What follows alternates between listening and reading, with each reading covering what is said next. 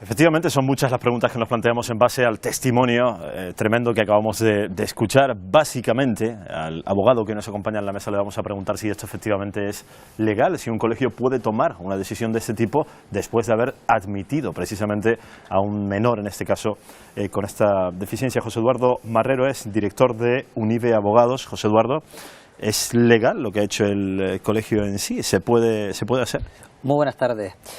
Aunque suene escandaloso, es legal tomar este tipo de decisiones siempre y cuando esté contemplada esta sanción dentro del régimen propio de la institución.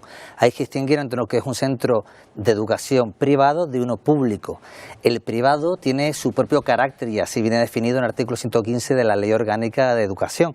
Establece la posibilidad de que los centros privados puedan tener su propio régimen, su propio marco comunitario, su propio régimen sancionador, sus propios órganos a la hora de determinar cualquier tipo de medida correctiva si ven alguna falta en alguno de sus alumnos. El límite evidentemente son los derechos del alumnado y el marco constitucional, como no puede ser de otro modo. Por lo tanto, una decisión tomada al amparo de este reglamento interno de la institución es legal.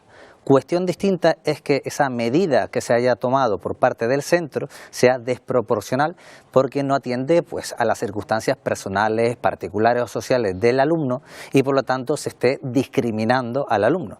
Por tanto, si la decisión es susceptible de precisamente vulnerar un derecho fundamental, que es el artículo 14, el de igualdad, el perjudicado, en este caso los padres, pueden decidir perfectamente iniciar un procedimiento de vulneración de derechos fundamentales en un procedimiento judicial y a razón de lo que se determine en la preceptiva sentencia se actuará.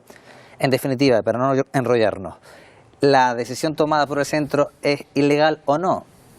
Dependerá, en todo caso, de si se considera vulneradora o no de derechos fundamentales. Habrá mucha gente que se pregunte por qué se le admite entonces previamente. Hombre, el procedimiento dio lugar, como bien digo, a un procedimiento civil de vulneración de derechos fundamentales y al mismo tiempo se solicitó como medida cautelar readmitir al alumno en el centro. Esa pieza separada, que se le llama judicialmente, hace poco, hablándolo antes con la madre, se reúnen las partes y se llega a un acuerdo. Por lo tanto, el procedimiento principal se va a sobreseer, es decir, no va a haber finalmente una sentencia que diga si estuvo bien o estuvo mal lo acaecido en el centro.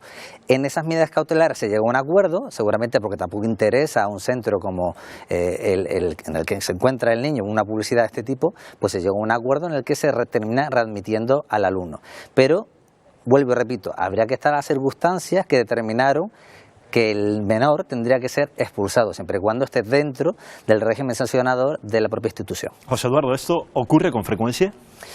Por desgracia, hay alguna que otra sentencia donde se habla sobre vulneraciones de derechos fundamentales, pero por otras cuestiones, no precisamente por la naturaleza del alumno, no porque a lo mejor tenga algún tipo de trastorno y demás, sino se suele dar por incumplimiento en pagos, retrasos continuados. Entonces, como justificante, los centros educativos de carácter privado suelen tomar la decisión de no volver a admitir al alumno en el centro. Muchísimas gracias por aceptar nuestra invitación. Nos veremos en una próxima ocasión. Hasta la próxima. Gracias. Un placer. Bueno,